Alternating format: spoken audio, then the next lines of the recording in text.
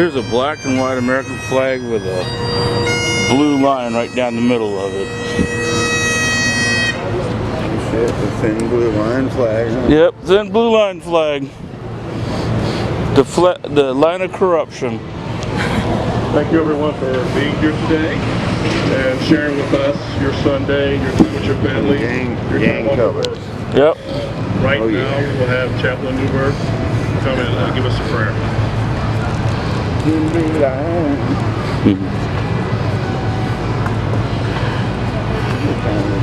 don't you all come a little closer? It feels better. Kind of a pathetic turnout, huh? It is. I've seen a couple cops that weren't too happy to see me here. Heavenly Father, millions gather today to give you thanks for your love and forgiveness. We gather here in this beautiful setting to remember the 5 officers in Dallas, Texas who were killed. They got what they deserved. Their family and friends who mourn and are dealing with the senseless death.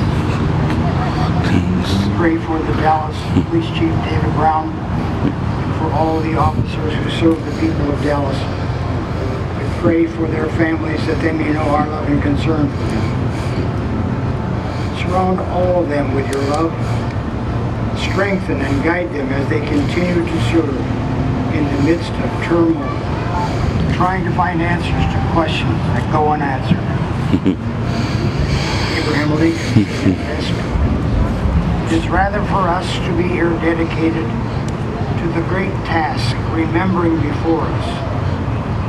From these honored dead, we take increased devotion to that cause for which they gave the last full measure of devotion.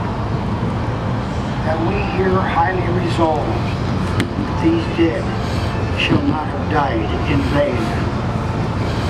Help the people of Dallas, Texas, and the people of our great nation to come together, support their police officers and their families, so healing can begin.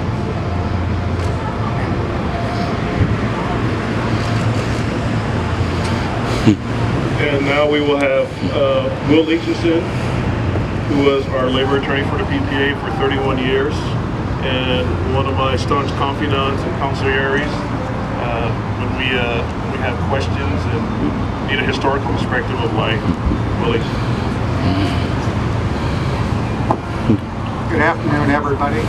Daryl has asked me to speak. It's kind of, I know, unusual for a lawyer to be speaking at an event like this. He asked me to speak to give a little bit of a perspective.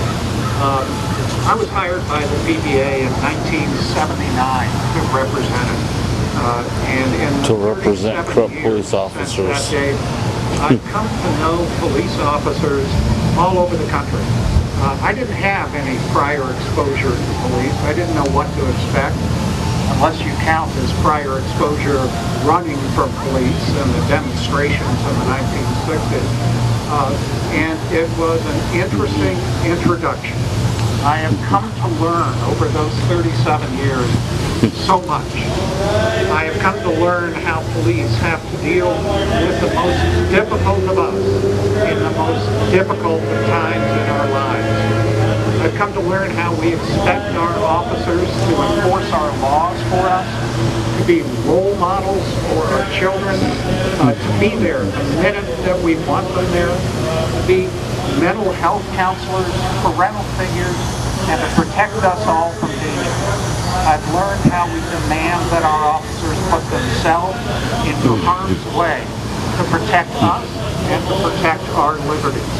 I've tried many And for a paycheck. to picture myself doing the job of a police officer. I've tried picturing myself alone somewhere at 3 o'clock in the morning, trying to make a traffic stop on a car full of potentially hostile individuals. I've tried to imagine taking somebody into custody, and I've ended up thinking I couldn't do it. I'm not up to the task that police officers have to perform every day of their lives. I have come to have enormous respect for police officers as individuals, as people. Every hour, every day, every minute, there is a police officer in this country who is doing something to extend herself He's shooting or himself someone.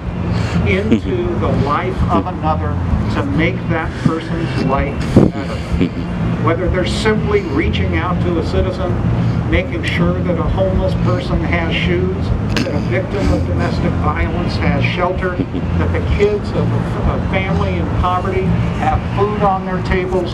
They do all that without thought of recognition, without any anticipation that anyone will ever know that they have done it. And they do it simply because it is the right thing to do.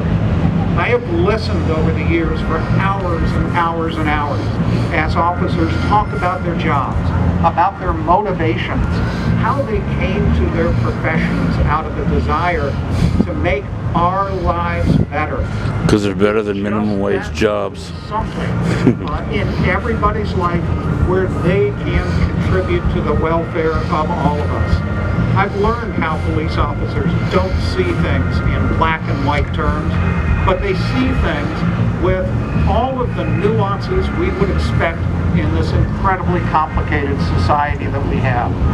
I've responded to officer-involved shootings. I have seen the reactions of officers who've just been through the worst moments of their lives, who never wanted to use their firearm, never ever wanted to be in that position, but were put into a place where they had no choice. I can think right now of consoling a Portland police officer weeping in my arms only an hour after he had to use deadly force to stop a suspect from ending the life of a 3-year-old child.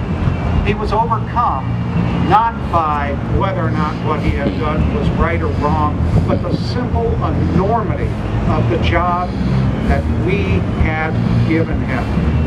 None of these basics have changed really in the last 37 years. I don't think you need any better illustration of that than what you saw on television the other night when we saw police officers running towards the buildings in Dallas, just as we saw police officers and firefighters running towards the World Trade Center on 9/11. But much, in fact, has changed in the world since I started representing police. Policing, to be sure, has become a true profession. It has become a profession where more and more every day is expected of law enforcement officers. We also live in a society where video proliferates, where we are a nation of experts, where we can look at a 5-second video taken from one particular camera angle, and we can make judgments about everything that has occurred in that particular incident. And not just judgments that we will not shake no matter how many competing facts there may be out there. We live in a society now where facts may matter less than impressions. I can tell you, anyone who's done my job for the length of time I have can tell you that the rate of use of deadly force by police officers over the years is dramatically decreased from what it was. What it was 10 years ago. That's because of videos. What it was 20 years ago. But that fact doesn't matter when we have impressions as to the contrary. What has also changed is that we now have our officers facing new threats from everywhere. Every incident, any moment, an officer knows will be scrutinized, not just for disciplinary purposes, but possibly for federal or criminal prosecution purposes, for civil liability, and it will be subjected to the crucible of second-by-second, semi-second by semi-second analysis by those in the media and those in the public. All of this has produced a terrible situation for our law enforcement officers, not just in their day-to-day job, but for us as a society. We can't recruit people to be police officers right now. Everywhere across the country, there are vacant positions in police departments. And unless things change, that is only going to get worse, and we as a society will be the worse for that. There's no easy solution to what it is we are facing, but I think we know where it has to start. It has to start with honest dialogue. There have to be people who are willing to shed preconceptions, sit down and talk, share perspectives, have a conversation with each other rather than talking past each other on the nightly news. We also have to come to understand as a society that we are putting police officers, our police officers, in the midst of the most highly armed culture in the history of the world. We are expecting them to make split-second decisions about what to do in those circumstances. Expecting, no, we're demanding that we do it.